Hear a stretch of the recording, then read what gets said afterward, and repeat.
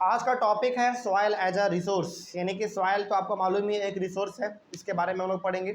इस टॉपिक में बेसिकली आपको अलग अलग सॉइल टाइप के बारे में पढ़ने को मिलेगा। तो पहले कुछ बातें लिखी हुई हैं, उसके बारे में हम लोग जान लेते हैं। सबसे पहला पॉइंट लिखा हुआ है, soil is the most important renewable natural resource. बिल्कुल सही बात है। देखिए सॉइल क्या है, हमारा एक बहुत इंपॉर्टेंट रिसोर्स है, ये हमको मालूम है। लेकिन यहाँ पे दो और वर्ड इस्तेमाल किया गया है, रिन्यूएबल और नेचुरल। रिन्यूएबल का मतलब क्या है, जो कि बार बार रिन्यू हो सकता है। तो जो हमारा मिट्टी है यानी कि जो हमारा सॉइल है वो रिन्यूएबल रिसोर्स है, यानी कि बार बार वो रिन्यू हो सकता है, रिप्रोड्यूस हो सकता है और होता भी है नेचर के द्वारा। ठीक है। और ये एक नेचुरल रिसोर्स भी है, यानी कि ये मैन मेड नहीं है, ये नेचुरल रिसोर्स है, यानी कि हम ह्यूमन बींग्स इसको नहीं बनाते हैं, ये ऑटोमेटिक नेचर के द्वारा ही बनाया जाता है। इसलिए हम लोग कह सकते हैं कि soil is the most important renewable natural resource. Renewable भी है और नेचुरल भी है। ठीक है। आगे, it is the medium of plant growth. अच्छा, प्लांट जो ग्रोथ करता है वो किसके वजह से कर पाता है? मिट्टी के वजह से कर पाता है। क्या कभी भी आपने प्लांट का ग्रोथ कंकड़ पे देखा है, पत्थर पे देखा है? नहीं देखा होगा आपने। क्यों? क्योंकि वहां पे मिट्टी ही नहीं है, और मिट्टी से प्लांट को क्या मिलता है? फॉस्फोरस, पोटासियम, ये सब सारा चीज मिलता है, नाइट्रोजन। हाँ बोलो। बिल्डिंग में भी देखते हैं, बिल्डिंग का जो दीवार होता है उसमें भी प्लांट होता है। हाँ, लेकिन वहाँ पे गौर करना, कभी वहाँ पे हल्का ना, मतलब बहुत ही कम मात्रा में मिट्टी जरूर होगा।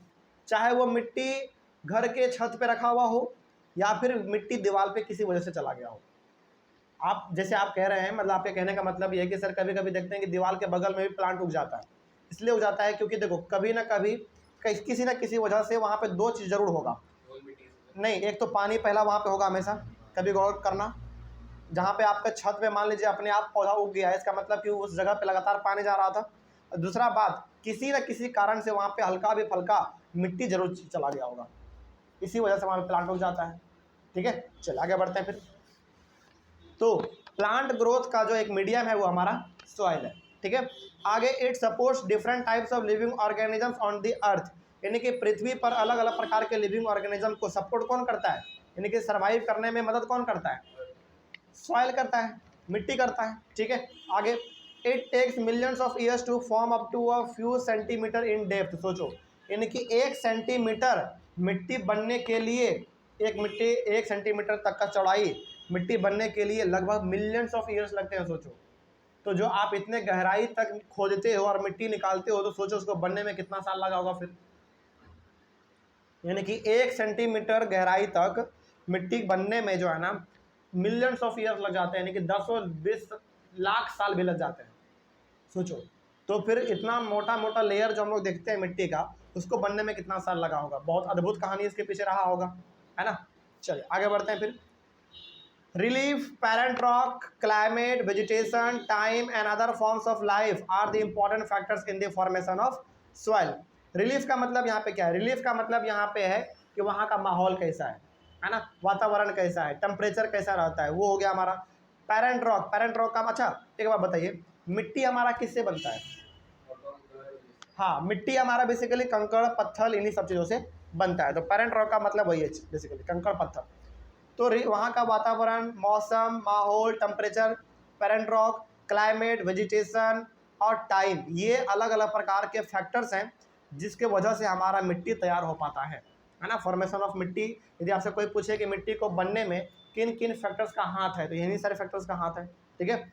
आगे, also change in temperature, running water, wind speed and decomposers contribute in the formation of soil. देखिए, लगातार यदि पानी बह रहा है किसी पत्थर के ऊपर से, तो अपने आप वो पत्थर जो है ना, 1 लाख साल बाद, 2 लाख साल के बाद वो पत्थर अपने आप वहां से गायब हो जाएगा और वो मिट्टी में कन्वर्ट हो जाएगा। सोचिए।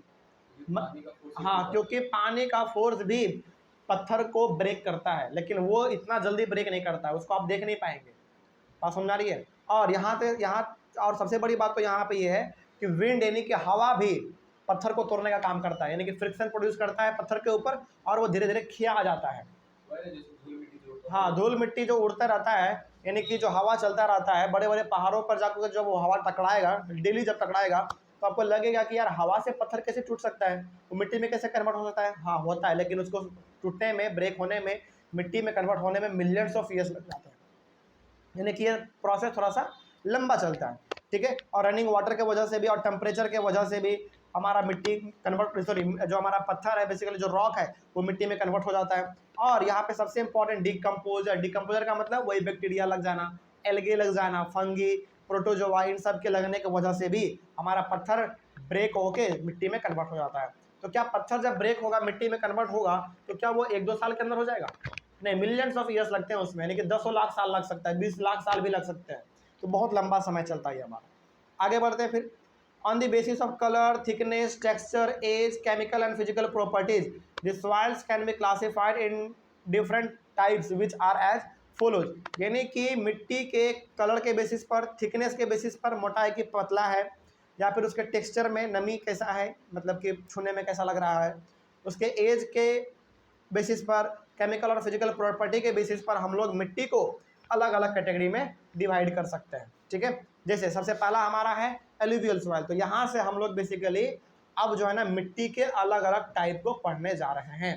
ठीक है, चलिए जरा समझिएगा ध्यान से, क्या है हमारा सबसे पहला मिट्टी वाला टाइप।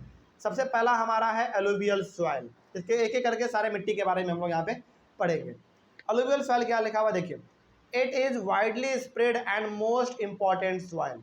देखिए सॉइल बहुत प्रकार के हैं, लेकिन सभी में से जो सबसे इंपॉर्टेंट सॉइल है और जो सबसे बड़े लेवल पे सॉइल पाया जा रहा है वो हमारा एलुवियल सॉइल है।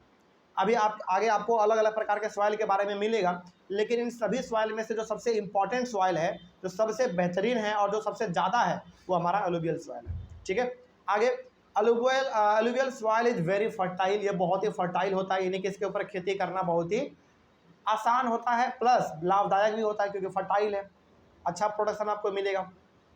आगे, the entire northern plains are made up of alluvial soil.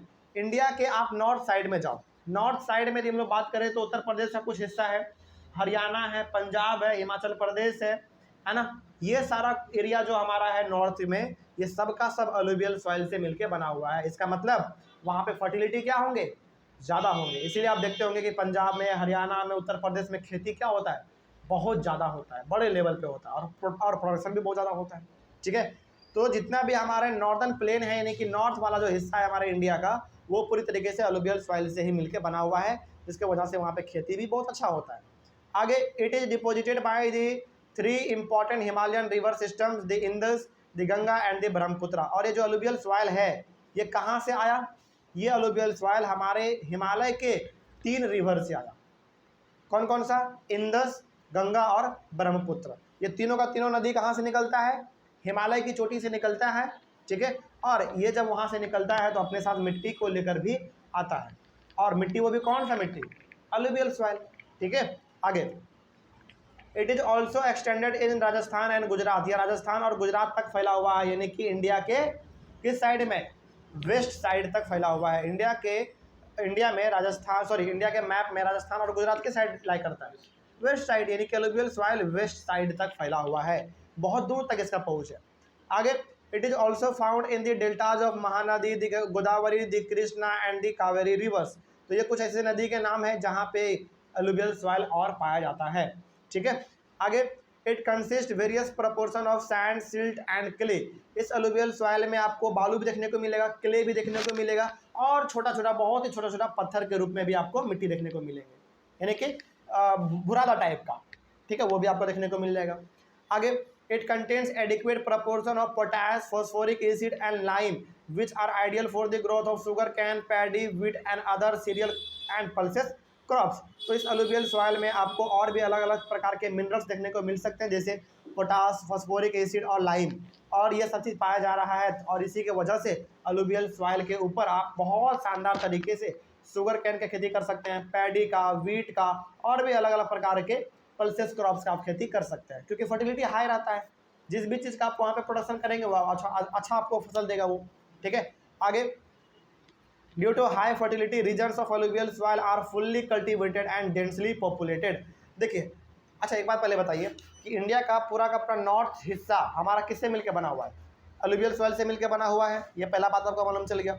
अब चूंकि भाई एलुवियल सॉइल से मिलकर बना हुआ है, वो प्रोडक्शन क्या करता है, बहुत ही हाई कर देता है, और ऑब्वियस सी बात है जहाँ पे प्रोडक्शन ज़्यादा होगा पॉपुलेशन भी वहीं पे ज़्यादा होंगे, है कि नहीं।